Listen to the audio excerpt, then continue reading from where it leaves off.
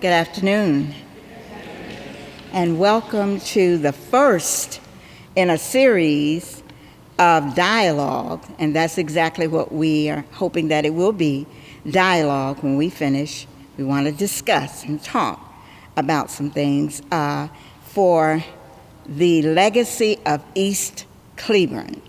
I'm going to ask Reverend Warren if he will come and give our invocation, and then Ms. Catherine Easton will come give us a welcome and an overview of the Booker T. Washington Recreation Center. Thank you. Let us pray. Eternal and most gracious God, we know we are here because you are there. We thank you for being generous with us one more time.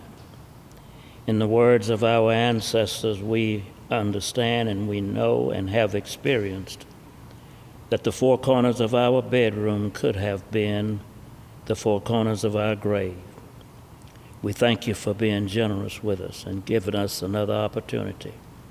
We ask for you to forgive us for the many sins, those by thought, word, and deed, and forgive us for the times that we have been rude and hateful to one another.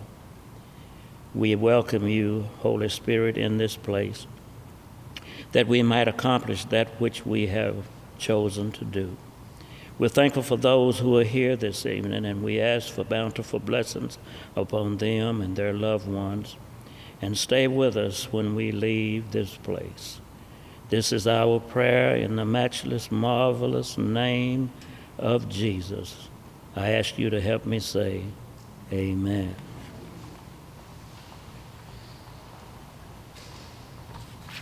Welcome, everybody. We're super excited that y'all are here for the Legacy of East Cleburne.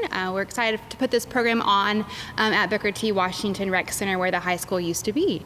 Booker T. Washington Rec Center was actually built in 2009, or it was completed in 2009.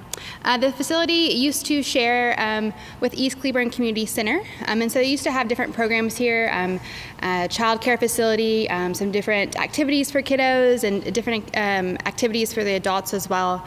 In 2015, East Cleburne Community Center decided to purchase their own building, and they went ahead and did their own programming right down the street, actually. And so that's when we became just the recreation center here for the city. Since then, I've been here for about a year, and we offer a couple different things. We offer volleyball on Thursday nights. We offer pickleball, as well as what else do we offer? I'm trying to think. We have a cardio room as well as a weight room, a banquet hall with a full service kitchen, as well as a computer lab that we're doing some different programming classes in as well. And so that's all we have. And we're actually going to have everybody come up and share who's involved with the program, kind of how they got involved with it and how they're a part of the legacy of East Cleburne here. So.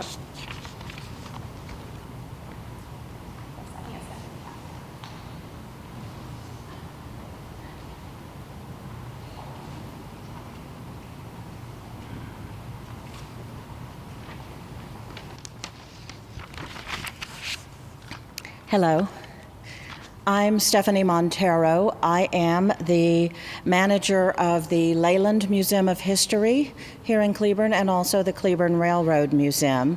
I've lived here about 4 years and just love being here. In terms of how I got involved in this, when I was a kid, my father used to tell stories about his childhood, and he told the stories, and he told the stories, and he told the stories. And in my entire childhood and youth, I heard them hundreds of times.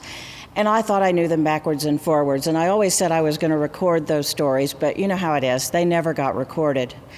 And now my father's gone, and I remember those stories, but there's always one very important detail that I just can't remember.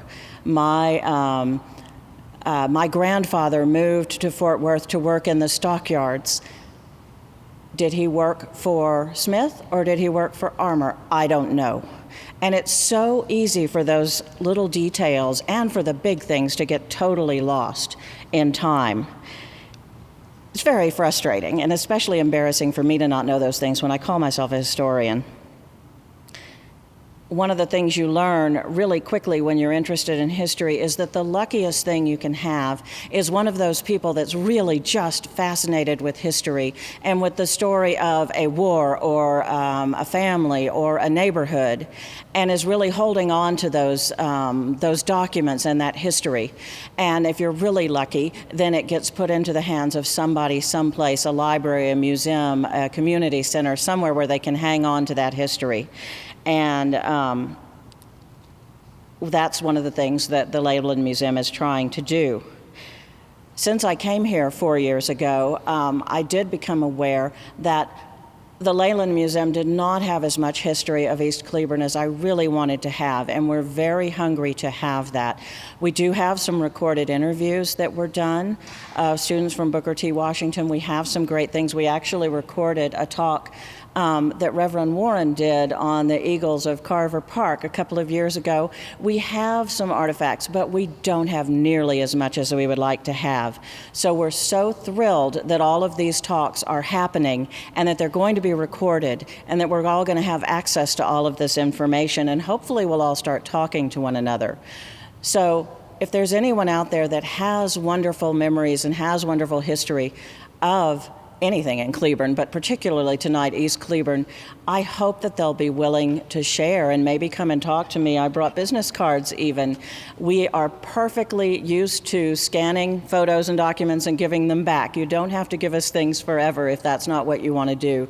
But do consider sharing that history with us.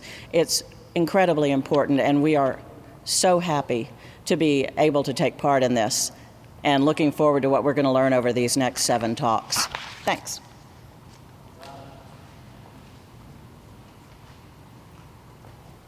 Now Miss Lisa Majors from Cleburne High School, or Cleburne ISD, will be coming up to share how she's involved as well.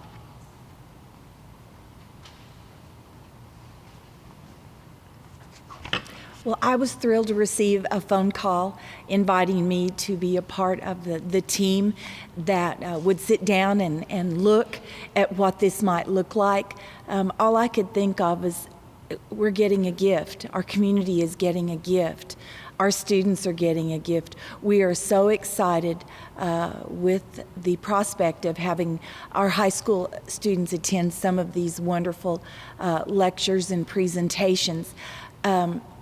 History is so much more exciting and so much more vivid when it is done in spoken word rather than digging through a book. And we love our books, but when we hear it from those that experienced it or have those vivid memories to share, it just makes those thoughts, those stories truly come to life. So we're just so excited about this.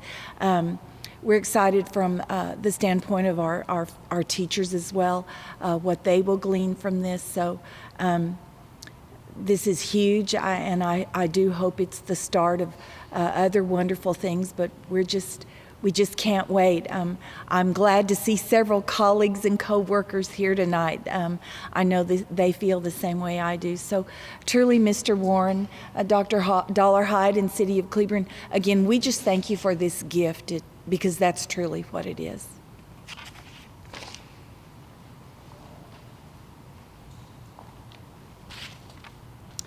I would say a few months ago, so I've been at the city for about a year, and a few months ago I had the opportunity of meeting Mr. Warren and talking to him a little bit about the history of the facility, because I wanted to know. I was working here and wanted to know what the high school was like, and through those conversations I feel like I got to hear a little bit of a glimpse of what that was and a glimpse of what life was like in East Cleburne. And so from conversations with Stephanie and us wanting to get together and try to create a program like this one to be able to share with the community, we thought it was just so very important to be able to share what life was like and to be able to continue that legacy that was here. It's actually a great opportunity just to be able to be part of the Parks and Rec Department here with the city, to be able to have a facility that was such a vital part of history. And so it's an honor to be able to do that here. And so.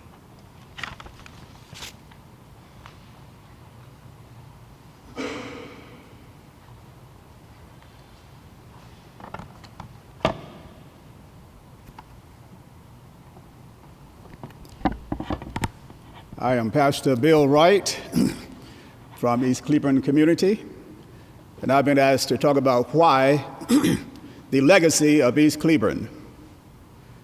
And first of all, I apologize for being overdressed. I see everybody's otherwise, but I was not sure of that, so please forgive me on that. But I'm representing the East Cleburne Ministerial Alliance. Why the legacy of East Cleburne? I have been in Cleburne 8 years now, and so I'm still learning the city of Cleburne. It's a unique city, one of a kind, is very historical in my research, some from a positive and negative perspective. But let me give you a few facts about Cleburne. Number one is Johnson County's third county seat. The city was also formerly known as Camp Henderson, a temporary Civil War outpost for the Confederacy. The city of Cleburne was established March 23, 1867. And most of you know, maybe I should ask you the question, who is the person that the city is named after? Can somebody tell me?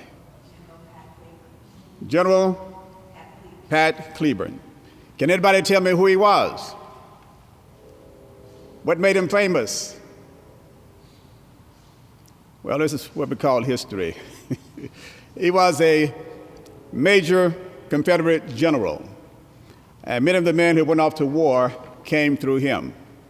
And also Lake Pat Cleburne is also named after General Patrick Cleburne. What about the demographics of Cleburne, Texas? The 2010 census has it this way. I'm going to use the term black, which is inclusive from my perspective, whatever blacks might call themselves, some African American. I like African American, but I'm going to use that term so that it's inclusive of all the groups of blacks. 1,290 blacks were here, according to the census, in 2010. That made up 4.4% of the population.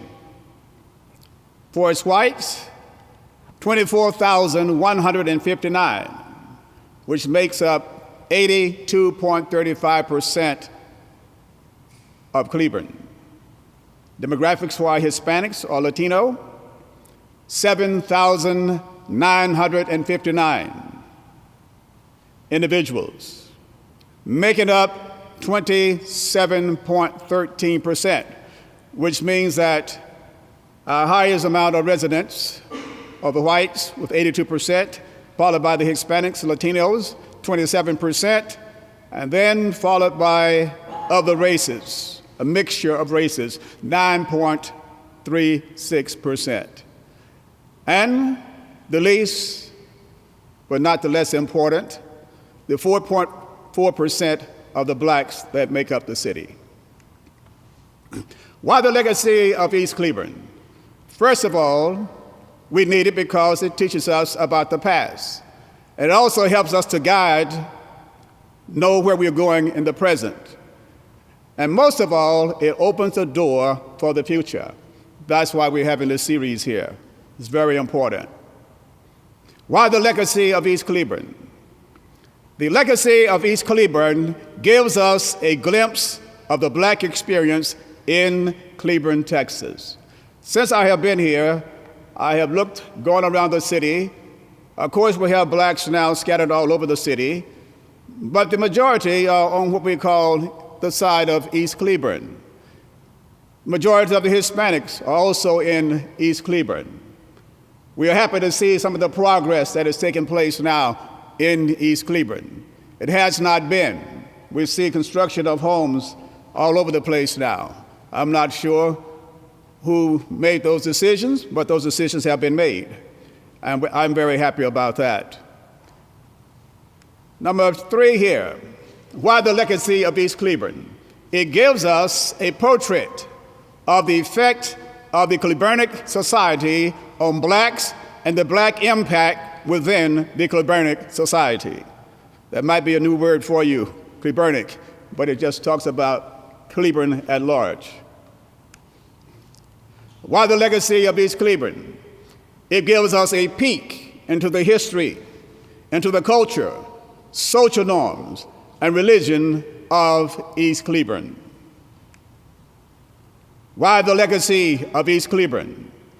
It acquaints us for the first time with many of the black pioneers and notable persons in East Cleburne. The question is, how many do you know that are notable? How many do you know that have accomplished many things here in East Cleburne? Who really knows the history of East Cleburne? Many don't know because they stayed on the west side. Others stayed right downtown. Now, East Cleburne downtown has a lot of historical things, but East Cleburne over here also has a history. And during this series, we will learn about the history of the famous East Cleburne. Why the legacy of East Cleburne? It reveals the contributions of blacks to the culture of Cleburne, either as part of or distinct from the mainstream Cleburne culture. Why the legacy of East Cleburne? It affords us a historical mirror that reflects the narrative of blacks in the Cleburnic society. Why the legacy of East Cleburne? The last one. The legacy of East Cleburne is the life story of many blacks in Cleburne and their influence upon the Cleburnic society. Come and join us every Thursday night for the next few months as we recapture the heritage and the history, the rich history of East Cleburne. For each month, we will be sharing different topics, explaining stories and contributions to the culture and society of East Cleburne. Come and join us. Thank you.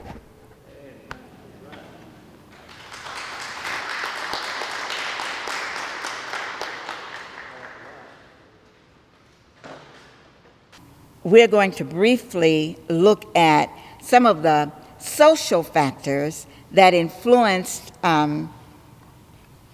cities to have areas like East Cleburne, particularly with names that made those places and those areas stand out, names that made them a little different from other parts of the city. Some of you have heard of names, if you've been in Chicago, like the South Side of Chicago. Or in Dallas, there's South Dallas. In Houston, Fifth Ward. And even in New Orleans, you've heard of, I think they call it the Lower Ninth Ward.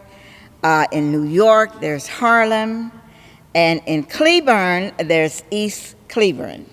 Those are names that have been given to designated areas of parts of towns and cities in our country due to the fact that they are predominantly African American or minorities.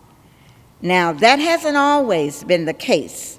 And when Councilman Warren comes up, he's going to really give us a good overview of that.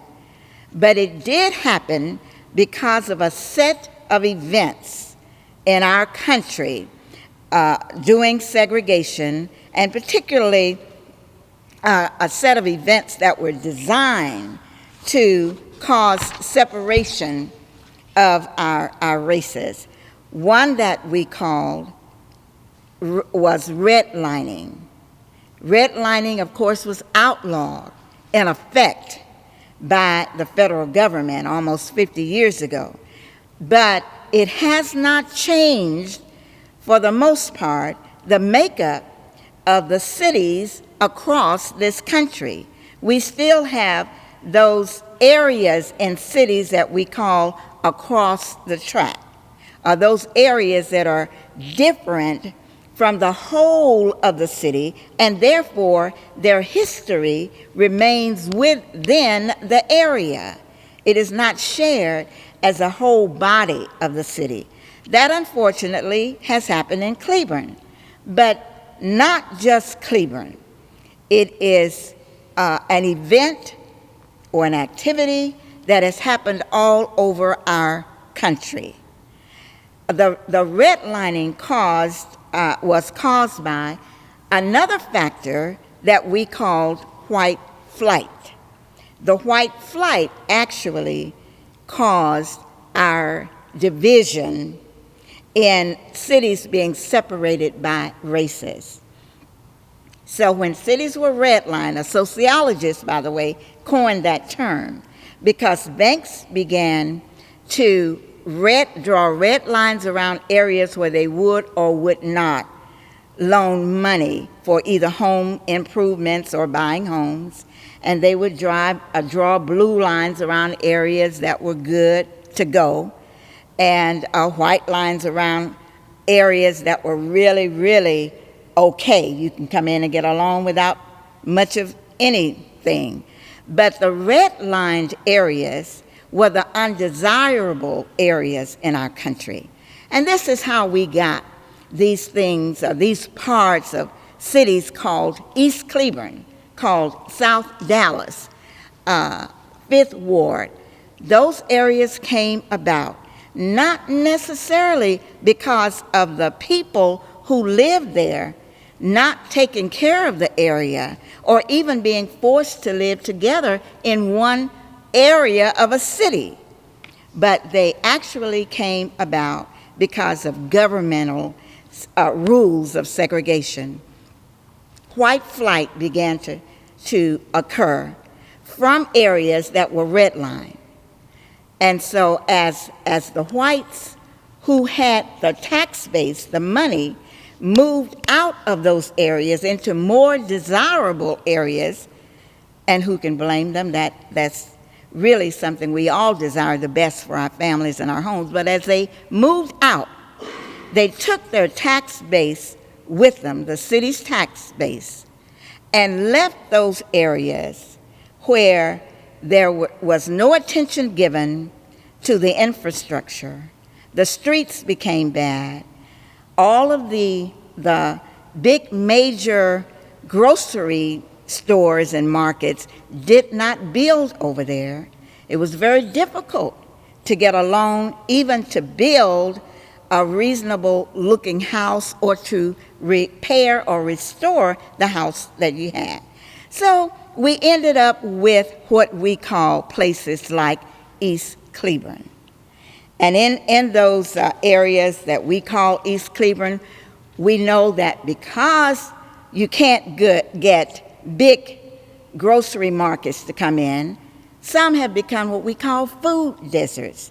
That is, there is no way to get fresh vegetables, fresh food into these areas, and people there either have to have means of transportation to go out of the area to buy fresh vegetables, or they can certainly go to the fast food places that just ran and built in those areas. McDonald's, Church's Chicken, they're all available.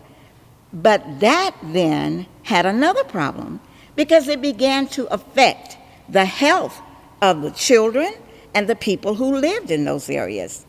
Some cities are doing some things about that right now, just beginning to. Like in Dallas, they're beginning to bring in fresh vegetables that are left over, I guess, from some of the major chains.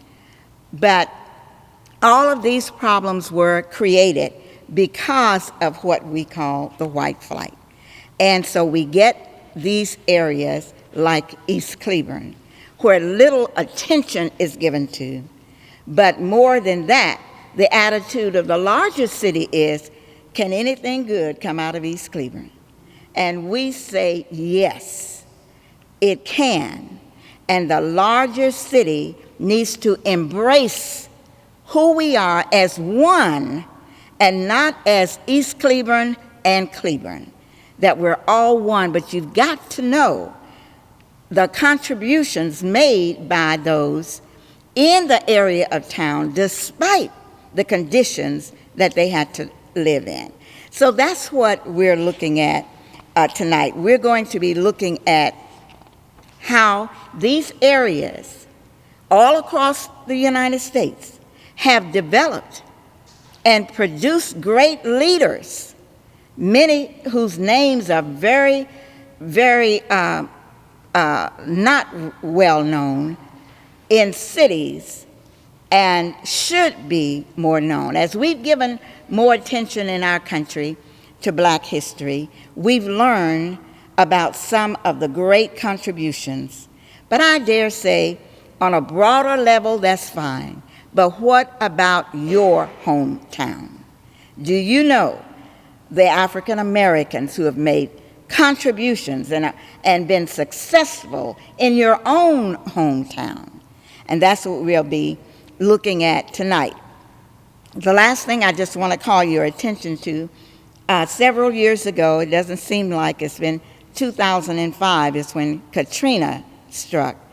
Right after then, following that, some colleagues, I worked with a group of my colleagues, I was a doctoral student, and we interviewed the elderly people, many elderly people, and we see elderly, we're saying 55 and over, so not really elderly, but those over 55, about what did it take? How did you, as an African American over 55, survive Katrina and live to tell the story? And that really becomes the question that we're looking at as we look at East Cleburne. How have those African Americans in designated areas like East Cleburne survived all of the inequities, the lack of tax money, the lack of food, the lack of health care? In many of these places, there's no health care that's accessible without going at least 5, 10, 15 minutes away. It's not within the community. How have you survived them? And if following our presentations, you can look at these charts, but the first chart gives the data on the research that we did. We actually interviewed several elderly, over 55 persons who were a part of Katrina, as I mentioned before. And they gave us several reasons, and that is what you're going to hear through all of these series from African Americans. Number one, they said they had constant communication with a higher power.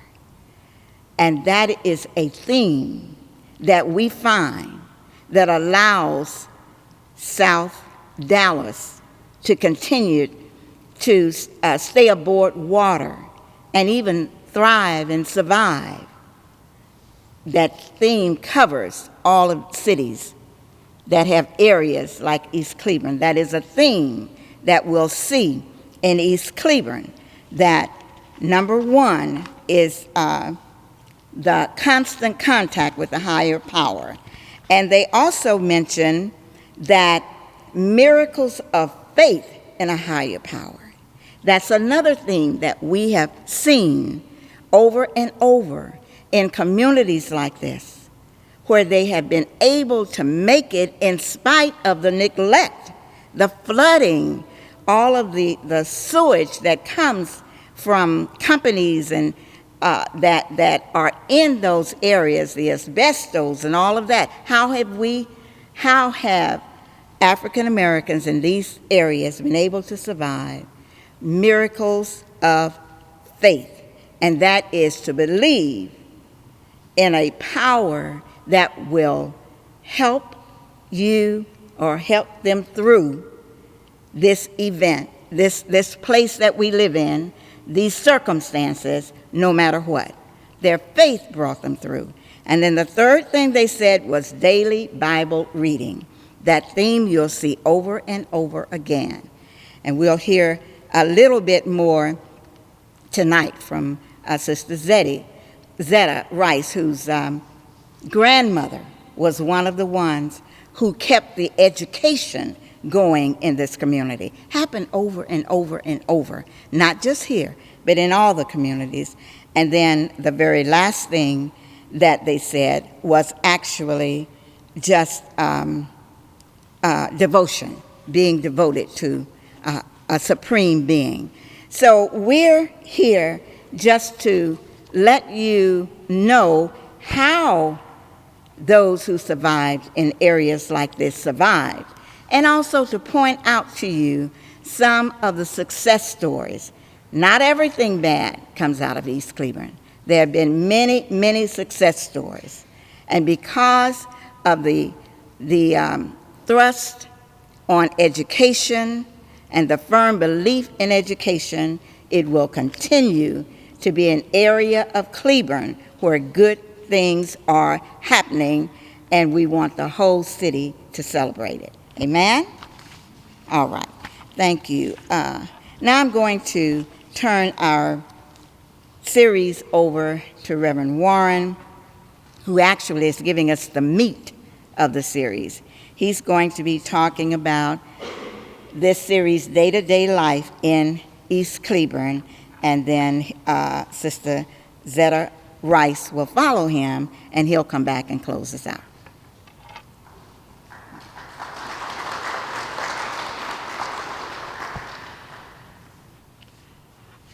Good evening, Cleburne, Texas. Good evening, Cleburne, Texas. I am America. I am the darker brother. They send me to the kitchen to eat when company comes, but I laugh and I eat well, and I grow strong.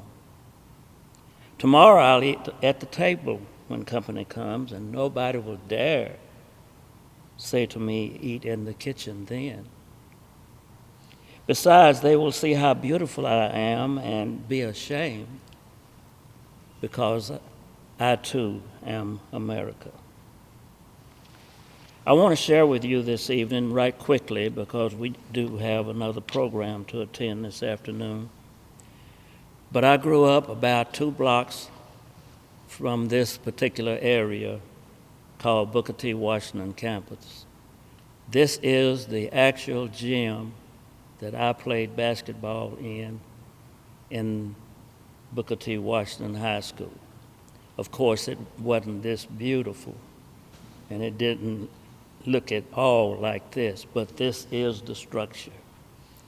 I graduated from Booker T. Washington in 1958, and we had a very good experience here.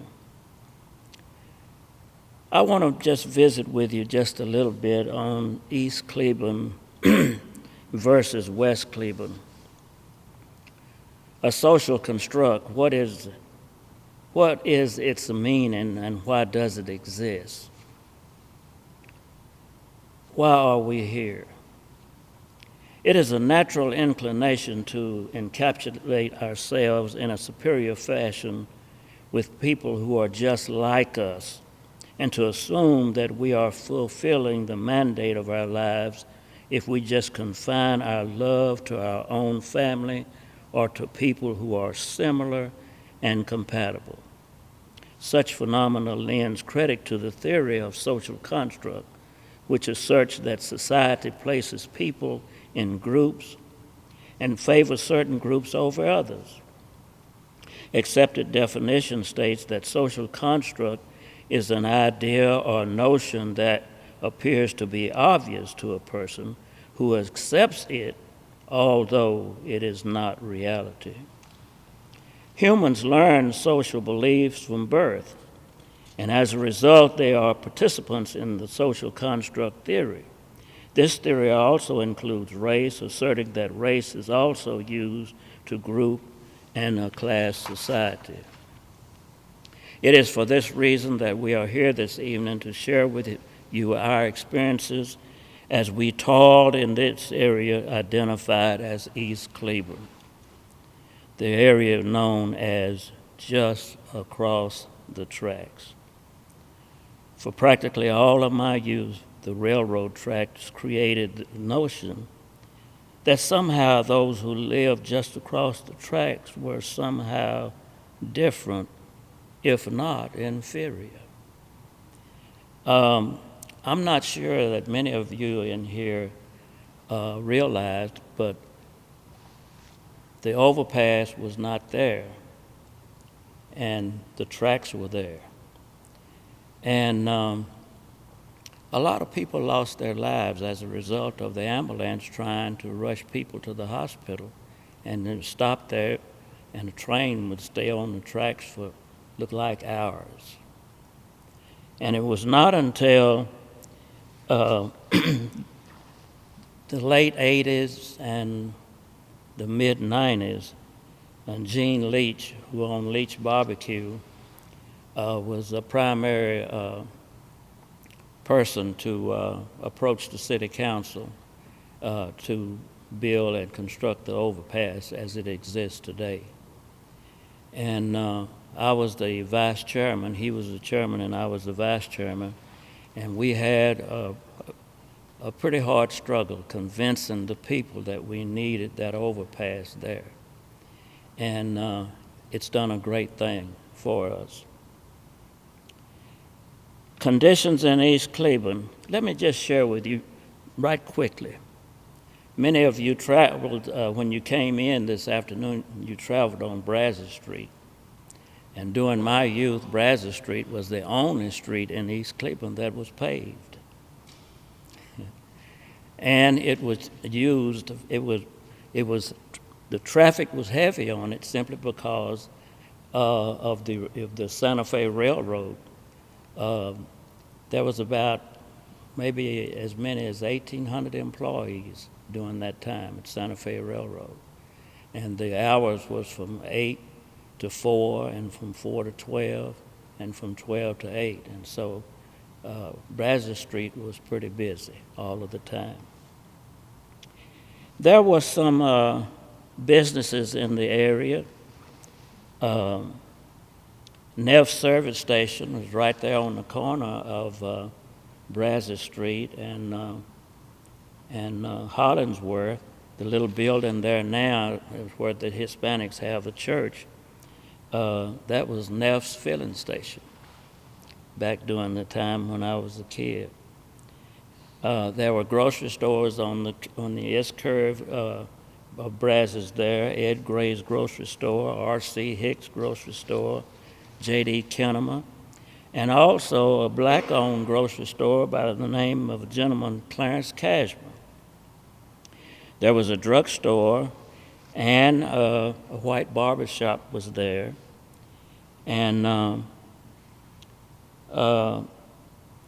in April 15, 1916, the Dallas newspaper reports that Cleburne, Texas, opened its first black movie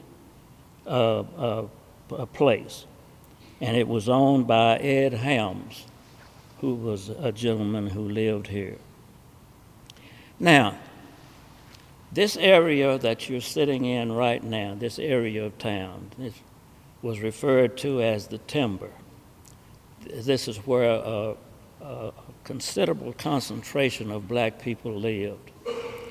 And from here to maybe to Robin Street was where the Timber was defined. And after you cross Brazos Street, after you cross Henderson Street, we had what we call Bedrock. That's where Mrs. Etta Overton was from. And we used to kid each other about that. Are you from the Timber or are you from Bedrock? And when you crossed Highway 104, that was the Oak Hill area. That's where another concentration of black people live. And so those are the only areas that were black people, a concentration of black people in East Cleburne. But the living was okay. It was okay. We made do with what we had to do. All right, Booker T. Washington High School. I tell you what, our exhibit substantiates the education that occurred here at Booker T. Washington High School, the reputation that we had. Our teachers were in the business of unlocking potential, and that's just what they did. And they had a way of getting your attention whenever you did not want to participate. I'll tell you, it was okay. The experience at Booker T. Washington High School, there was no entrance exam that predetermined intelligence. There was no exit exam to determine whether you were qualified for graduation. Now, the proof that education actually occurred here is that there were no graduate schools for us to attend.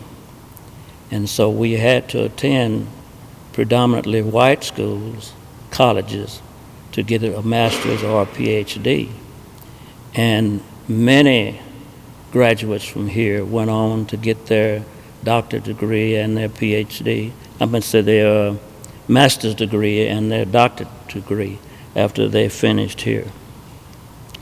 Dr. James Sweat, who became one of the principals here, he was the first black to graduate from the University of Texas in Austin in the law school there. He had to petition the school in order to be enrolled. And he was denied that, and as a result, he had to file a lawsuit in order to get enrolled in there. But this shows you, that gives you some idea of the education that was taking place here at Booker T. Washington. School started after Labor Day. And the first day we were here at school, the principal would put us in the car and take us over to the Cleburne High School to get our books and materials for the year. Oftentimes the books were tattered and torn, pages were missing, but we made do, and we were educated. And so that is part of the history here in East Cleburne. Booker T. Washington was a great place to be. Our teachers cared for us. They loved us. They considered everyone here being able to learn. Even those who you could tell that there was some problems with the kids, they actually sat in the same environment with everybody else. There was no discrimination at all. And so we're just proud of the opportunity to present this legacy to you, to let you know that education was occurring in this area, and that some people left here and went on to do great things in our society. Just to mention a couple on the table here, our display. Sergeant Wyckoff, I tell you what, you're talking about a proud man. Let me just read you a little bit about him. Sergeant Wyckoff lived 2 blocks from where I lived, 502 Robin Street, not very far from here. All right, let me share part of this information with you. In 1935, Lieutenant Colonel Fred Armstrong selected Sergeant Wyckoff to sound taps over the tomb of the unknown soldiers on Memorial Day at Arlington Cemetery in Washington, D.C. In 1934, Wyckoff competed in a National Bugle contest held at Fort MacArthur, California. Countless competitors came from the Army, Navy, and Marines. All in all, there were 64 hornblowers trying their best, but Charlie walked away with first place honors and a silver cup with apparent ease. Alerted for General, one of the highest verbal honors ever paid to a man was bestowed upon Wyckoff by an American great World War I military leader, General John Pershing. A few years ago, when General Pershing was very seriously ill in a military hospital in Arizona, he ordered Charlie Wyckoff to be alerted all during the many hours the general was close to death.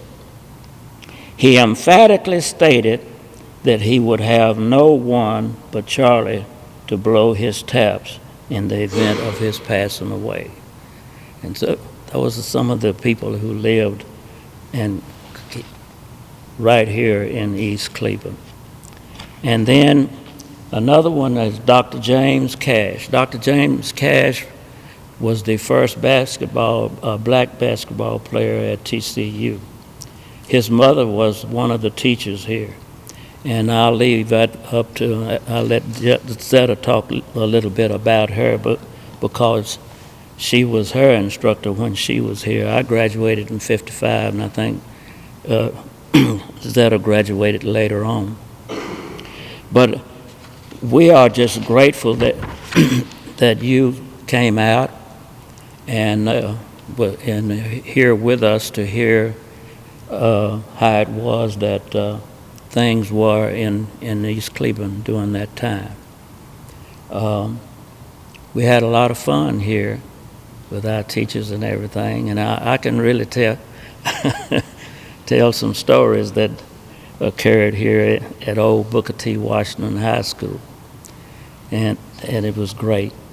The community was great. There were several activities going on in the community and everything, and we had a great time. But to a certain extent, that social construct is still here, even though the overpass has been built. There are many people living in Cleburne who've been living here for a long time who have never visited this area of town. And so that's one of the things that we are hoping that will change as a result of these programs that we're going to be putting on. And let me thank Ms. Easton for her insight to get something like this going. When she was hired here as the director of the center, she made contact with me and let me know that she would like to know more about the area. And I praise her for that. And also Miss Lisa Majors. I tell you what, you can't beat a person like Lisa Majors. She's always there whenever you need her, from the Cleburne Independent School District. And also Miss Montero from the library. They have, not from the library, from the museum. They have been very helpful in getting this program started. And we hope that next month, when we come again, that you will come and be a part of the program. And we're going to have our poster boards here at each occasion, so you'll be able to be more familiar with the people involved in East Cleburne. So if there are not any questions, I'll just take my seat at this time. If there are some questions, I'll be happy to try to answer those for you. I've been here all of my life, and Cleburne is my home. I graduated in 1958, and I went off to college, and they gave me a degree. And I came back home, and I taught math and science in the Alvarado Independent School District for 2 years. Taught math and science in the Cleburne Independent School District for 8 years. And I served on the school board for 3 consecutive terms. And 1 year I was president of the board. And I'm currently on the city council now. And so I love Cleburne. This is my home. And I just want everybody to know in Cleburne, those that, especially those who have never been over here, to know East Cleburne is here, and it's a part of Cleburne, Texas. Thank you.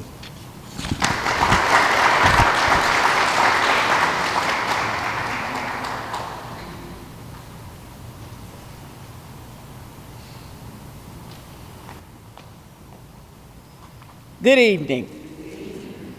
I am Zetta Overton Rice, and I am a product of East Cleburne and Bedrock, and I'm proud of it. I come from that time when the saying, "It takes a village to raise a child," that's where I come from. It took a village, and that village was East Cleburne. And I am proud of it. I'm going to tell you a little bit about myself. As Overtons, my family, the Overton family, has been here probably over 150 years. My father was Reverend Frank Overton. My grandmother was Geneva Overton. My brother, Lyndon Overton, is still here.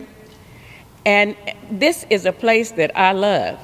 I finished high school here and went on to Texas College, which is a HBCU. But let me tell you a little bit more. I was one of three.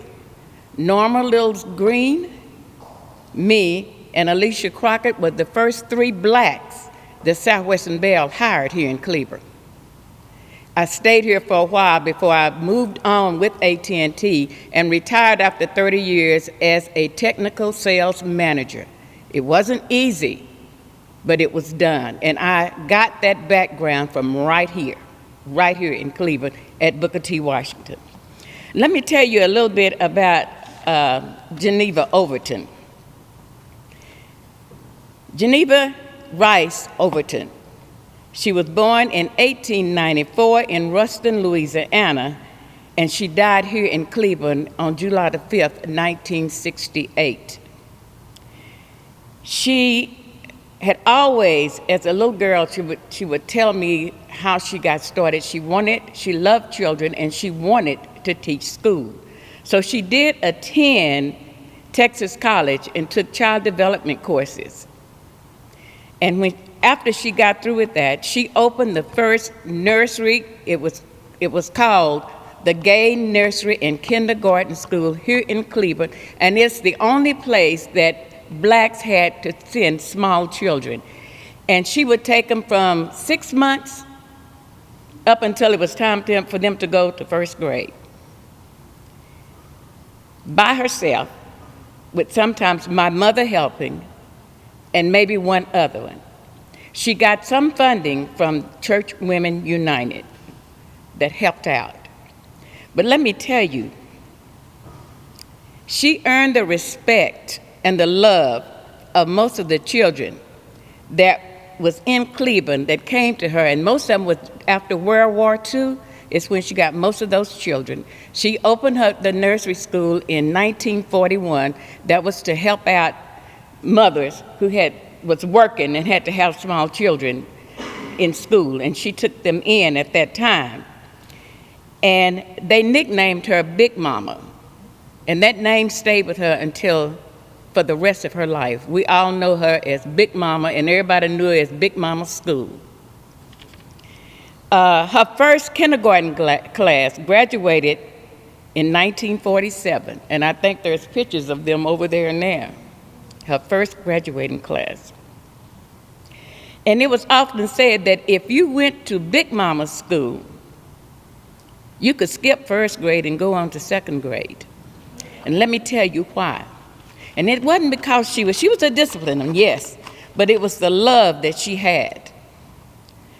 She would always start off with morning devotion. You were going to have morning devotion. There was a song, prayer, the pledge to allegiance to the flag, pledge to the Bible. You were going to have that, and a Bible verse. That was her thing. You were going to have that when you got to school that morning. A lot of times the mothers would bring children, they'd be crying and screaming and didn't want to stay, and she said, just leave them, and you leave, because as long as you're here, they won't be quiet. And when the mother came back, the child didn't want to leave. Big Mama was just that good. I have never known anybody that could discipline you and you love her like that. She was a great teacher. She taught, let me tell you some of the things that she taught, and then you'll understand. When you left Big Mama and went to first grade, you knew how to read Dick, Jane, and Spot. Do anybody know about Dick, Jane, and Spot, and how to see Spot run and see Dick run? Okay, we had those books, and you were going to learn that. She taught you that you would know your parents' name, your address, and your phone number if you had a phone at that time. A lot of us did not. You learned to count from 1 to 100. You learned your ABCs. She taught you the days of the weeks, the months of the year, how to spell them and how to write them. She taught you the members of the family, how to spell them and how to write them. That's father, mother, sister, brother, uncle, aunt, grandmother, grandfather. You learned all of that. You knew that when you left. You learned how to read, and you learned simple math like adding and subtraction. So when you got to first grade, you were way ahead of everybody else.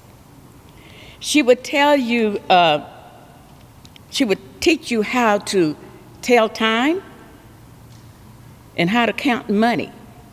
Those are the things you knew when you left Big Mama's school. And then she had the Bible teachings, the biblical things. You would learn the 23rd Psalms, the Lord's Prayer, and she taught you to learn at least one Bible verse. You were going to know that before you left her school.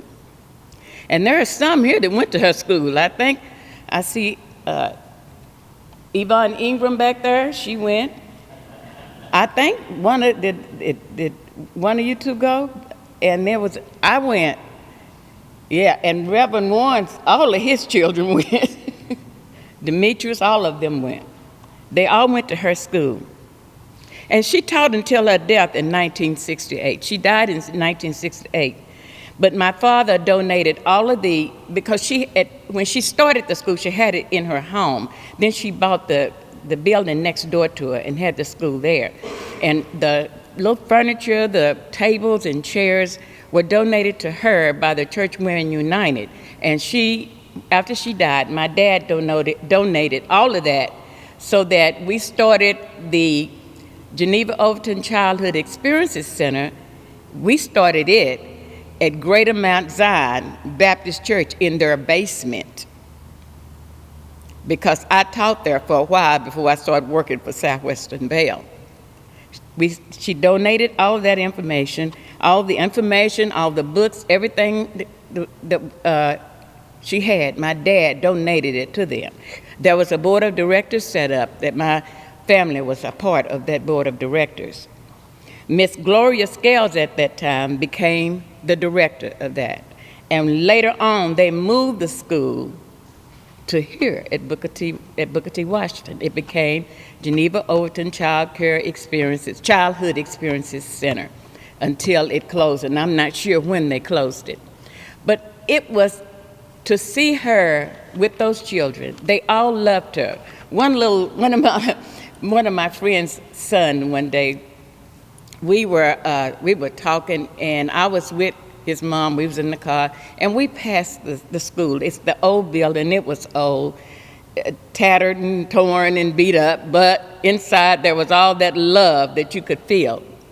And as we passed it, he looked at it and he said, "There's my school, and I think it's just beautiful." And I looked at him and I thought, he think that's beautiful, it's about to fall down. But to him, he knew there was love there and what he learned. And he is now a dentist. He's a doctor. So that's what it took over here in East Cleburne. I am proud of it. I am proud of being a product of here and being a product of Bedrock.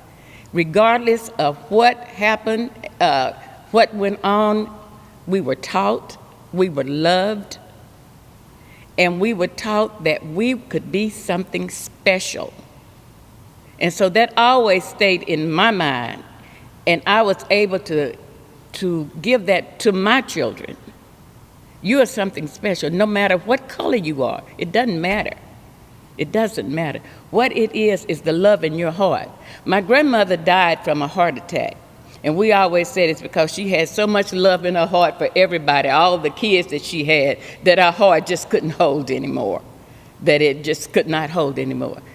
But I won't ever forget what she left for me and my family, and the legacy she left here in East Cleburne.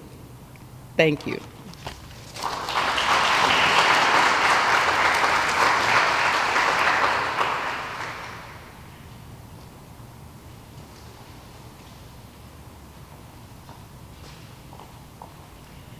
Again, we want to thank you for coming to this, our first dialogue series.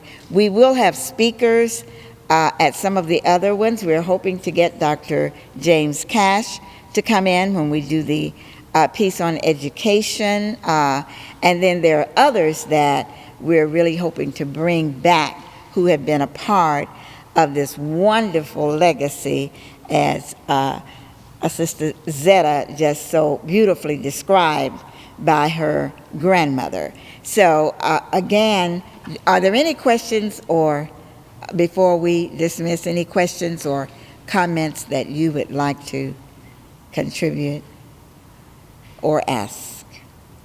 All right. Thank you for coming. Yes, yes.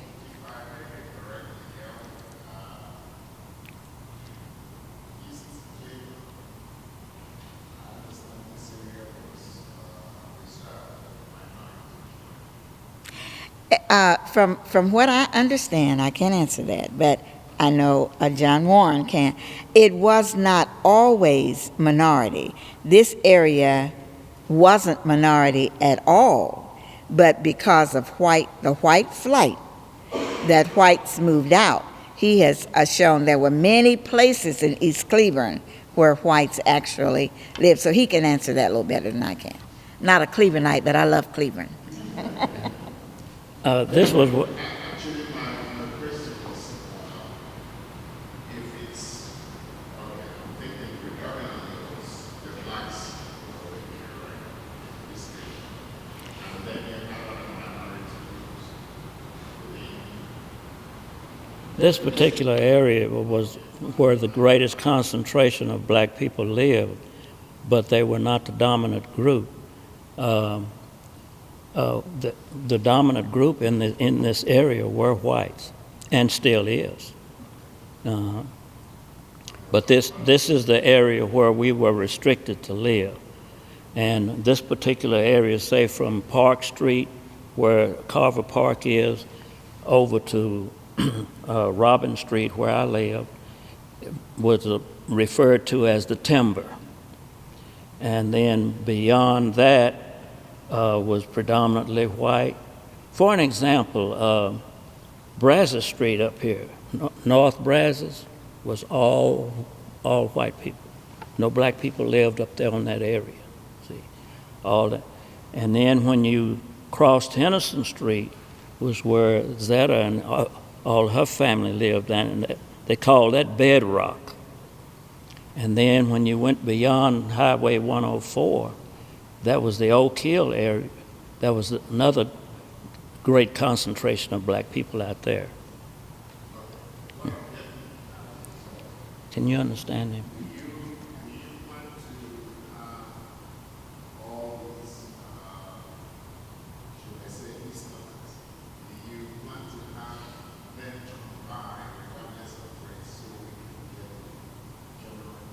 Yes. Yes. Mm-hmm. Yeah, each presentation is going to overlap, and we're going to have these posters here for your perusal every time we have the program. Yeah, and we encourage dialogue. We really do. Are there any other questions or concerns? And remember, in connection to your question, remember that although there were different groups, those groups did not necessarily intermingle. No, we didn't. Yeah. Come on, Zed. Mm-hmm. Yeah, yeah. So the African Americans in East Cleveland wouldn't necessarily know about the experiences of Hispanic Americans, or even, of course, we all know the whites because they were the ones. Except my neighborhood was different. Let me tell you a little bit about Bedrock. Where I lived in the house, my family home is still there. Right across the street from me was a white family. Right behind me was a white family. On the left side of me was 2 Hispanic families. Down the street from me were black families. Yvonne, she lived down there on Chambers, where Charles Johnson lived. I think that was completely black. But on my street, it was all different. And we all played together. We played together. But my friend asked me, well, why do you go to school that way and I have to go? That's the way it was. I went to school here, she went over there. But it was a mixed neighborhood, and we just never, that's just the way it was. And you didn't ask a whole lot of questions. You did what you were told to do. Now that's interesting. I learned something from that. Uh-huh. Yeah. Any other questions or comments? Please encourage others to come out and take part in this. I am a stickler for the history of Cleburne, especially this particular area of Cleburne. And I'm sure that you're going to enjoy much of what we have to tell you and what we have to share with you. And we won't keep you any longer than an hour and a half. At 5:30, you'll be out by 7. So again, thanks for coming. Enjoy the cookies and the drinks, and we thank Ms. Easton for making sure that those were prepared.